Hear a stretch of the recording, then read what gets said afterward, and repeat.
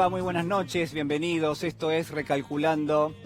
Mira, hay una Argentina que ignora y hay una Argentina que es ignorada. Y a lo largo de nuestros años, como historia, como país, si hay algo que queda en claro, es que hay un sector muy importante de la sociedad que ha sufrido y que sufre de una forma realmente notable. Notable. Son los pibes, son los pobres, son los viejos, son los desclasados, los discriminados, los que son empujados prácticamente a la frontera de la sociedad muchas veces, son los que no tienen voz y a los que yo elijo llamarlos esta noche los expulsados, porque han sido expulsados de su territorio, del lugar que solían habitar, porque han sido también expulsados de su vida, de la certidumbre que traía esa vida, de la seguridad, de ese pequeño orden que todos tenemos en lo familiar, que todos tenemos también en lo doméstico. Y de todo eso han sido retirados prácticamente, a veces con violencia simbólica, a veces con violencia que es también fáctica. Pero además son expulsados porque, sin ninguna duda, a raíz de diversas situaciones, quizás el dato central es que nunca han podido regresar. Mire, el cuadro de situación es realmente muy gráfico. En esta Argentina hay más pobres, hay más indigentes, en esta Argentina hay menos inclusión. Es una Argentina que hoy tiene cifras de desempleo, las conocimos hace algunas horas nada más, que hablan ya de 2 dígitos y son 2,5 millones de personas que están buscando trabajo pero no lo consiguen y que no saben qué hacer. ¿Para qué? Para traer dignidad a sus vidas, obviamente, porque el trabajo es un ordenador social, pero también hacia adentro de las familias es algo que predispone distinto a una vida con muchísimo más orden, con muchísima más paz y serenidad. La dignidad está en todo y debería, por supuesto, estar en todo. Lo que quiero marcarles es que hay muchísimos elementos en esta realidad de todos los días que sin ninguna duda constituyen un cuadro realmente lamentable. El gobierno parece no verlo, ¿no? Pero de esto ya hemos hablado en otras circunstancias. Quizás el elemento central esta semana es el hambre. El hambre como un elemento que es al mismo tiempo la necesidad madre de todas las necesidades, es lo básico, es lo fundamental, es lo ético, es el elemento ético que tiene que tener todo gobierno. Todo gobierno tendría que asumir y decir, señores, no va a haber lugar para el hambre en mi gobierno porque tiene que ser la primera de mis medidas, el primero de mis objetivos, combatir el hambre, que no haya hambre, sobre todo en un país como la Argentina que produce alimentos para millones de personas, pero que no puede abastecer a las familias de menores recursos. Pero además el hambre es otra cosa, es la emergencia alimentaria que ha sido aprobada esta semana, es justamente la emergencia, es un emergente, es algo que sale del lugar donde no lo estábamos viendo o donde parece que hay algunos que no lo estaban viendo. Para eso emerge, para volverse visible, para ponerse en la vidriera, para que todos lo vean y por supuesto para que haya quienes se ocupen de eso. De eso se trata también la emergencia alimentaria de la que estamos hablando. Pero además hay un elemento más.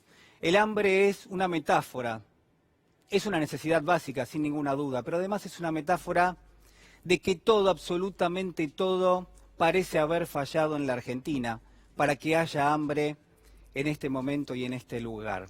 Yo, pensando quizás en esta situación, podría decirle, mire, detrás de todos estos elementos que le estoy mencionando, puede haber dolor, puede haber tristeza, puede haber angustia, puede haber muchísimas limitaciones, puede haber también frivolidad como la que esbozan algunos funcionarios del gobierno, banalidad en los manejos, pero hay otro lado que me interesa puntualmente ponerle ante los ojos esta noche, y es que también hay un costado que tiene que ver con la infancia, que tiene que ver con los recuerdos, que guarda una relación con lo elemental, con lo básico, con aquello que constituye las primeras horas, los primeros días, los primeros meses y años de cualquier vida, y que son fundamentales para tener una existencia sobre todo tranquila. De eso es de lo que quiero hablarle, porque creo yo, y esta noche lo vamos a llevar al análisis, por supuesto, porque siempre estamos a tiempo para leer un texto como el que hoy traje, que es Mi planta de naranja Lima, un clásico en el Brasil, muy leído en los colegios también en nuestro país. Mi planta de naranja Lima habla de la vida de un chiquito, de un pequeño que se llama Cecé, que tiene 5 años, que vive en un barrio muy humilde que se llama Bagún. Es un barrio sumamente humilde de Río de Janeiro, en Brasil. Y para Cecé el sueño principal es que él quiere ser algún día poeta, que él quiere ponerse un lazo alrededor del cuello de la camisa, porque se ven majestuosos los poetas, va a decir, chiquito como es, que tiene 5 años en esta historia. Pero la realidad es que esa historia, la que escribe José de Vasconcelos, le depara a Cecé un futuro que no es promisorio, le depara una existencia rodeada de miseria y de incomprensión. De eso va la historia de Mi planta de naranja Lima. Esa existencia que está rodeada de precariedad y de pobreza, en un núcleo familiar que también obviamente lo sufre.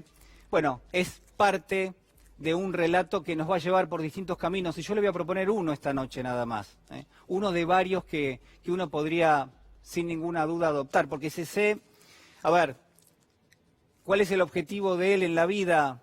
Uno podría pensar crecer, realizarse, pero Cecé tiene 5 años nada más, y lo que quiere además de ser poeta es no pasarla mal. Cecé quiere seguir viviendo en su casa, pero tiene una mala noticia en la historia, porque su papá se quedó sin trabajo.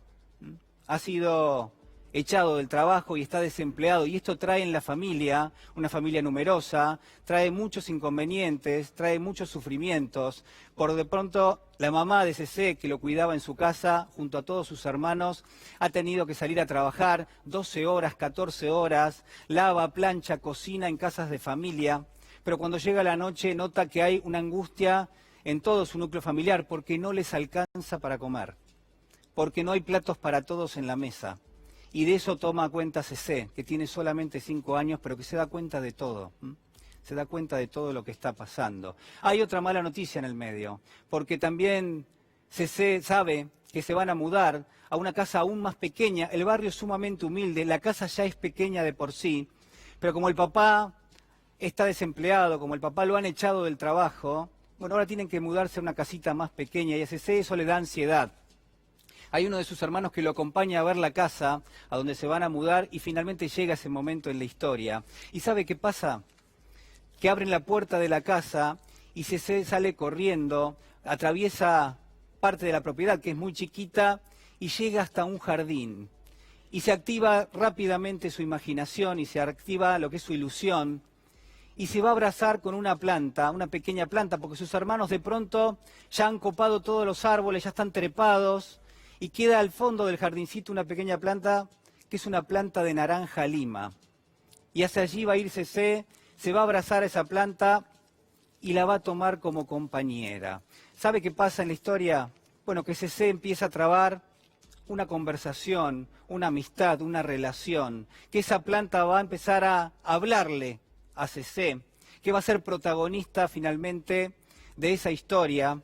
Y que en todo caso yo podría proponerle esta lectura. Mire, a pesar de que alrededor de Cecé y de toda la familia se viven muchísimas privaciones, hay una pobreza enorme, a pesar de que pasa todo eso, hay un componente fundamental en él, en el chiquito, en el pibe, que hace que no se venza ese contexto y que se reponga rápidamente, que cultive, si usted quiere, la imaginación, la ilusión, que no ceda, que no se rinda ante lo que es evidente, que es que la familia está pasando un muy mal momento y que todo y a todos arrastra esta situación. Para Cecé, en cambio, las cosas parecen ser distintas. Y yo me pregunto en esta noche, y ya quiero ponerle un elemento, si hay quienes en la Argentina tienen la posibilidad, como Cecé, de transformar una situación de privación, de limitación, de precariedad, de pobreza, en algo que va más allá de eso, en algo que le permite reponerse ante eso por lo menos mínimamente, no sufrir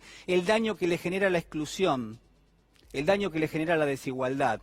Pero que también hay gente que no es como Cecé, que no ha tenido quizás algunos años buenos, que no ha sido criado con afecto, que la tiene difícil en la Argentina de hoy.